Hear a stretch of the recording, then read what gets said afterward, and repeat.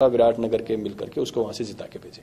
इंदिरा जी, आप राजनीति कर रहे हैं काफी लंबे अरसे से, परिवार को कितना समय दे पाते हैं? परिवार को कुछ शिकायतें तो जरूर रही होंगी आपसे।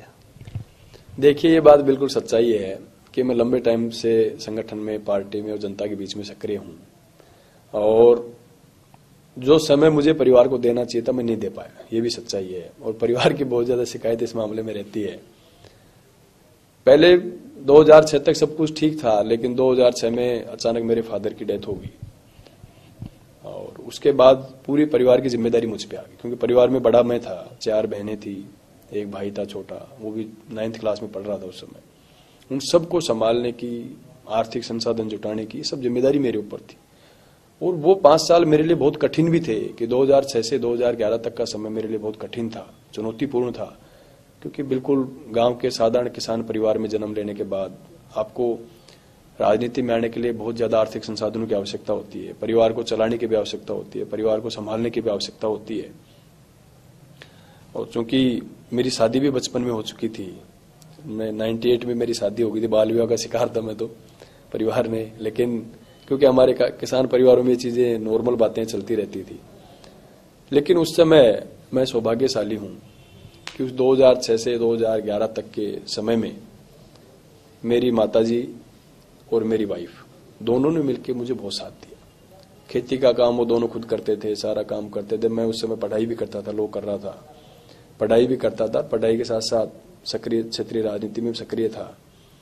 और मैं ये कह सकता हूं कि स्ट्रगल के इस दौर में जितना स्ट्रगल शायद बहुत कम लोग कर पाते हैं पॉलिटिक्स में, और मुझे खुद को उस समय फील भी नहीं होता था, क्योंकि मेरे फादर जब जीवित थे तो 2004 का जब मैंने कॉलेज का चुनाव लड़ा, चुनाव में हार गया क्योंकि मेरे पास संसाधन नहीं थे, व्यवस्थाएं ठीक नहीं थी, इसलिए चुनाव नहीं जीत पाया।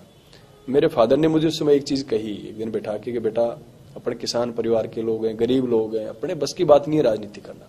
राजनीति करना बड़े लोगों का काम है, बड़े घरानों के लोग, पैसे वाले लोग, वो राजनीति कर। मुझे पता है कि उन्होंने मुझे कहा कि मुझे पता है तू बन सकता है, तेरे अंदर एबिलिटी है, लेकिन अब हमारे पास संसाधन नहीं है, मैं तेरे को संसाधन उपलब्ध नहीं करा पाऊंगा, मैं तेरे को एक मोटरसाइकिल भी नहीं दिला पा रहा, इससे बड़ी बात क्या होगी, क्योंकि मेरे पास साधन नहीं था कुछ। मैं पैदल, साथ मेरा गांव पावटा कस्बे से 7 किलोमीटर पड़ता है, मैं रोज वहां से गांव से पैदल आना, पैदल जाना, साधन नहीं थे, गांव में बसें भी नहीं चलती थी हमारे, तो रोज का रूटीन होता था कि मैं सुबह घर से निकलता, पैदल पावटा आता, वहां से बस में बैठ के कॉलेज जाता, फिर वापस शाम को पैदल गांव जाता। और एनएसपीआई का जिले का अध्यक्ष था, जबकि मैं जब जिले का अध्यक्ष था मीटिंगों में आता था कि मेरे जितने बाकी बराबर के साथी थे सब गाड़ी मेंटेन करते थे और मैं बस में बैठ के आता था, क्योंकि मेरे पास संसाधन नहीं थे। तो वो मुझे, उन्होंने कहा भी उस समय 2005 के लगभग की बात है, उन्होंने कहा यार अपने बस की बात नहीं, तू कहीं काम धंधा कर ले, कोई 10-5 हजार की नौकरी कर ले ताकि परिवार को पालने का काम करे। तू राजनीति में लग गया, खेती बाड़ी में 5 बीघा जमीन में मैं परिवार का पेट भी नहीं भर पाता, पशुपालन के और खेती इसके अलावा कोई धंधा नहीं था। और मुझे, लेकिन मेरे अंदर एक जुनून था, मैं सोचता था क्यों नहीं यार, एक गरीब परिवार का आदमी अगर आगे बढ़ेगा तो एक लोगों को संदेश हम लोग देंगे, एक काफी लोगों को मोटिवेट करने का काम हम लोग करेंगे कि यार मेहनत करने वाला आदमी आगे बढ़ सकता है। तो उन्होंने कहा यार तू कर रहा है, लेकिन तेरे को टिकट कौन देगा ये बता, तू कभी भविष्य, उस समय मेरी इतनी बड़ी सोच भी नहीं थी, लेकिन उन्होंने कहा कि तुझे प्रोटेक्ट कौन करेगा पॉलिटिक्स में, भाई तू आज जा रहा है राजनीति में। मेरे फादर भी ज्यादा नहीं, 8वीं तक पढ़े हुए थे, पर उन्होंने उस समय मुझे कहा कि तू ये बता, तू जा रहा है राजनीति में, तेरे को बढ़ाएगा कौन आगे, सब पैसे वाले लोग हैं, तेरे को तो कोई आगे नहीं बढ़ने देगा, बड़े मजबूत परिवारों के लोग हैं, तेरे को कौन आगे बढ़ाने का काम करेगा। लेकिन इस मामले में मैं धन्यवाद देता हूं आदरणीय सचिन पायलट साहब को कि उन्होंने अपने, मतलब मुझे गार्जियन की तरह उन्होंने हमेशा प्रोटेक्ट किया और आगे बढ़ाने का काम किया। और मेरे परिवार ने, मेरे फादर के जाने के बाद मेरी माता ने, मेरी मम्मी ने और मेरी वाइफ ने, दोनों ने बराबर मुझे साथ दिया और पूरे घर का काम उन्होंने संभाला, खेती बाड़ी का काम उन्होंने संभाला, और मुझे सिर्फ इसलिए फ्री छोड़ा कि तू राजनीति कर, तू जनता की सेवा कर, इस बात के लिए उन्होंने मुझे फ्री छोड़ा। घर का पूरा काम वो लोग करते थे, खेती बाड़ी का सारा काम वो लोग करते थे, खेती बाड़ी में थोड़ा बहुत पैसा बचता था वो भी मुझे देते थे कि ठीक है भाई तेरे खर्चे के लिए, किराए भाड़े के लिए तू ले जाया करो। और वो एक बहुत बड़ा स्ट्रगल का दौर था। और मुझे आज खुशी है कि कांग्रेस पार्टी ने मेरी मेहनत को पहचाना और मेहनत को पहचान करके मुझे टिकट दिया। उसके बाद मेरा 2 बेटे हैं, बड़े वाले बेटे का जन्म 2003 का है, छोटे वाले का 2006 का है। दोनों को मैंने जो सुविधाएं देनी थी वो मैं नहीं दे पाया, ये भी सच्चाई है, क्योंकि संसाधन मेरे पास नहीं थे, समय भी मेरे पास नहीं था। मैं पूरे दिन फील्ड में रहता, रात के 12-1-2 बजे जाता। मतलब ऐसी परिस्थितियां थी कि हम 15-15 दिन एक एक दूसरे की शक्ल नहीं देख पाते थे। 15-15 दिन परिवार में बच्चों की तो कम से कम शक्ल नहीं देख पाता था। मैं रात को 12-1 बजे जाता, जब तक वो सो जाते थे। सुबह मैं थोड़ा लेट उठता, तब तक वो स्कूल चले जाते थे। और ये परिस्थितियां 15-15, 20-20 दिन, जब मैं जयपुर आ गया तो 5 संगठन के काम से 2-2, 5-5 दिन यहाँ रुकना पड़ जाता। कई बार ऐसी परिस्थितियां कि रोज विराटनगर जाके फिर मुझे जयपुर आना पड़ता था। संगठन को मैंने पूरा समय दिया, पार्टी को पूरा समय दिया।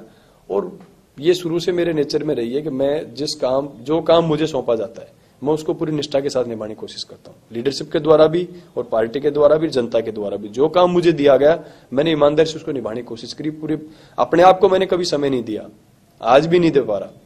आज भी मैं 15-16 घंटे काम करता हूँ लगातार। आज भी मैं रात को 1 बजे से पहले नहीं सोता, सुबह 7 बजे उठ जाता हूँ। उसके बाद पूरा टाइम जनता के लिए रहता है। सुबह यहाँ भी मिलने जुलने वाले लोग थे, गांव जाता हूँ तो गांव भी, घर पे सब मिलने जुलने वाले लोग रहते हैं, सब पब्लिक के काम में रहते हैं। और मैं अभी भी समय नहीं दे पा रहा, तो मैं तो ये मानता हूँ कि ये समय पूरा जनता का है। परिवार की शिकायत है और ये रहेगी, मुझे लगता है क्योंकि मैं जिस फील्ड में हूं, जनता ने मुझे आशीर्वाद दिया है, तो मैं जनता को भी छोड़ नहीं सकता। और अपने समय का ज्यादा से ज्यादा सदुपयोग में जनता के हितों के लिए करना चाहता हूँ कि जनता के हम काम करें। जिस जनता ने आशीर्वाद दिया, अच्छा काम हम लोग करके दिखाएं, ताकि 5 साल में लोगों को लगे कि युवा को हमने मौका दिया है। और एक सकारात्मक राजनीति की पहल हम लोग वहां पे करें। क्योंकि हमारे जो मेरे से पहले जो एमएलए थे, उन्होंने बहुत बायस्ड होकर के काम किया। जाति विशेष के लोगों को दबाने का काम किया, पार्टी विशेष के लोगों को दबाने का काम किया, हमारे कार्यकर्ताओं को शोषित करने का काम किया।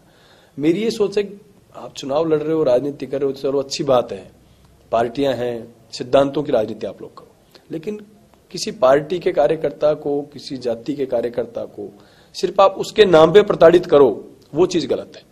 और मैंने एक सकारात्मक राजनीति की पहल विराटनगर में की है, और मुझे अच्छा इसका पॉजिटिव जो रेस्पॉन्स है वो भी अच्छा मिल रहा है कि एक अच्छी पहल जनता इस चीज में जनता भी कर रही है और अच्छा काम हम लोग कर रहे हैं।